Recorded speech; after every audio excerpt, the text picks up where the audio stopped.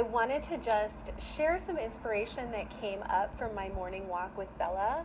So I was listening to this awesome podcast, maybe you've heard of it. It's called The School of Greatness with Lewis Howes. And he was interviewing the comedian and the actor Kevin Hart. And he was talking about his rise to success and how he had a lot of obstacles, leading up to his big rise to stardom and a lot of challenges going for him. But he said one of the biggest things that helped him stay focused was to focus on the craft. He said when he looked back at all of the people he admired, whether it was a basketball player or a really successful comedian, they all focused on getting better at their craft instead of chasing the external results. So the fame, the money, the press, the women, whatever it was, and that kept him grounded as he did rise to the top. So it got me thinking about relationships and how as women so often we feel like we're behind if we don't have a certain thing, right?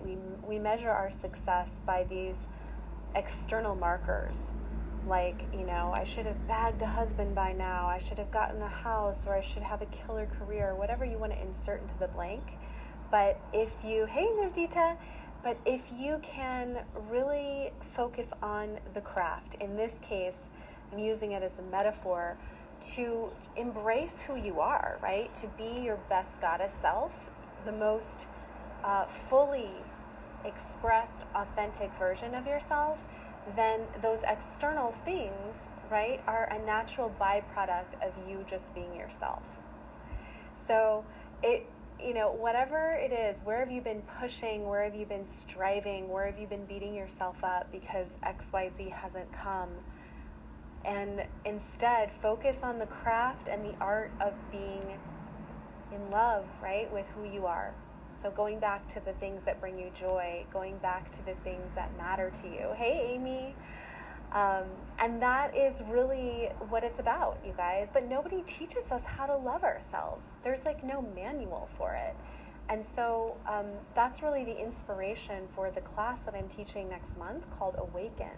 We're going to spend 21 days learning how to have you embrace your inner goddess. And what the heck does that mean, right? That term goddess and feminine energy gets thrown around like confetti, but what I mean is for you to focus on yourself, to focus on the beauty that's within you, the magic that's already inside of you, so that when those things come, you know who you are with it and without it, and it's more likely to come into your space because you're not grasping.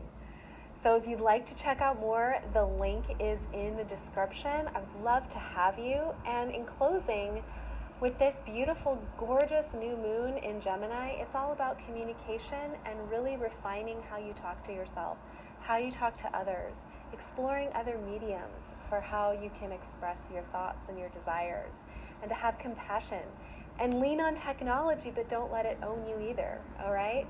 I love you guys. Thank you so much for watching, and I'll talk to you soon.